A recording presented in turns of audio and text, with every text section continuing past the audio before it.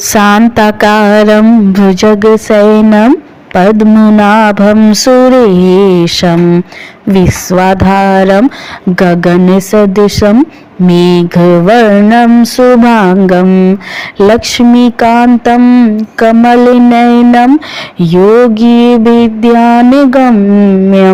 वन्दे विष्णुं भवभयहरं सर्वलोकैकनाथम्।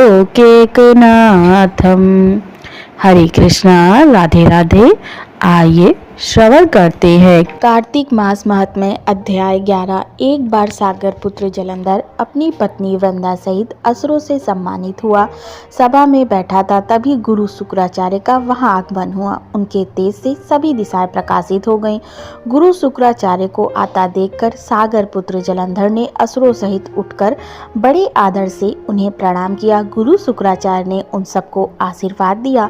फिर जलंधर ने उन्हें एक दिव्य आसन पर बैठाकर स्वयं भी आसन ग्रहण किया। सागर पुत्र जलंधर ने उनसे विनम्रता पूर्वक पूछा, हे गुरुजी, आप हमें यह बताने की कृपा करें कि राहु का सिर किसने काटा था। इस पर दैत्य गुरु शुक्राचार्य ने विरोचन पुत्र हिरण्यकश्यपु और उसके धर्मात्मा पौत्र का परिचय देकर देवताओं और असुरों द्वारा समुद्र मंथन की कथा संक्षेप में सुनाते हुए बताया कि जब समुद्र से अमृत निकला तो उस समय देवरूप बनकर राहु भी पीने बैठ गया। इस पर इंद्र के पक्षपाती भगवान विष्णु ने राहु का सिर काट डाला। अपने गुरु के मुख से इस प्रकार के वचन सुनकर जलंधर को क्रोध आया।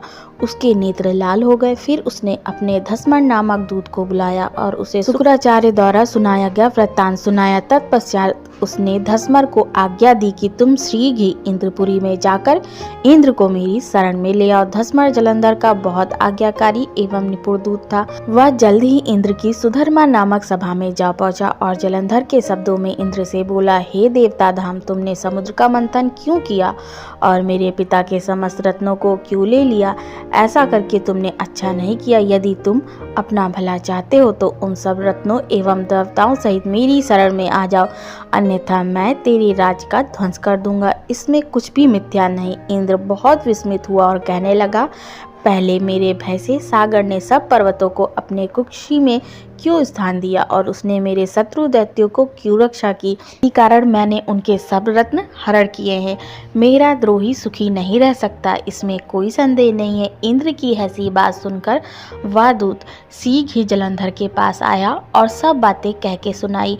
उसे सुनते ही वह दैत्य क्रोध के मारे अपने ओठ फड़फड़ाने लगे और देवताओं पर विजय प्राप्त करने के लिए उसने युद्ध आरंभ किया। फिर तो सब दिशाओं पाताल से करोड़ों करोड़ों दैत्य उसके पास आने लगे। शुंभ निशुंभ आदि करोड़ों सेनापतियों के साथ जलंधर इंद्र से युद्ध करने लगा।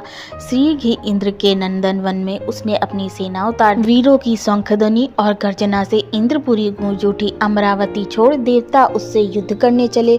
भयानक मारकाट हुई। असुरों के गुरु आचार्य शुक्र अपनी मृत संजीवनी विद्या से और देवगुरु बृहस्पति द्रोणागिरि से औषधि लाकर जीवित करते रहे। इस पर जलंधर ने क्रुद्ध होकर कहा कि मेरे हाथ से मरे हुए देवता कैसे जीवित हो जाते हैं? इनको जीवित करने की विद्या तो आपके पास है। इस पर शुक्राचार्य ने देवगुरु द्वारा द्रोणाचार्य से औषधि लाकर देवताओं को जीवित करने की बात कही। यह सुनकर जलंधर और भी कुपित हो गया। फिर शुक्राचार्य जी ने कहा, यदि शक्ति हो तो द्रोणागिरि को उखाड़कर समुद्र में फेंक दो, तब मेरे कथन की सत्यता प्रमाणित हो जाएगी। इस पर जलंधर कुपित होकर जल्द ही द्रोणागिरि पर्वत के पास पहुंचा और अपनी भुजाओं से पकड़कर द्रोणागिरि पर्वत को उखाड़कर समुद्र में फेंक दिया। यह तो भगवान शंकर का तेज था, इसमें जलंधर की कोई विचित्रता नहीं थी। तत्पश्चात यह सागर पुत्र युद्ध भूमि में आकर बड़ी तीव्र गति से देवताओं का संहार करने लगा। जब द्रोणाचार्य जी औषधि लेने गए तो द्रोणाचल को उखड़ा हुआ शून्य पाया। वह भयभीत हो देवताओं के पास आए और कहा कि अब युद्ध को बंद कर दो, जलंधर को अब नहीं जीत सकते। जय श्री कृष्ण।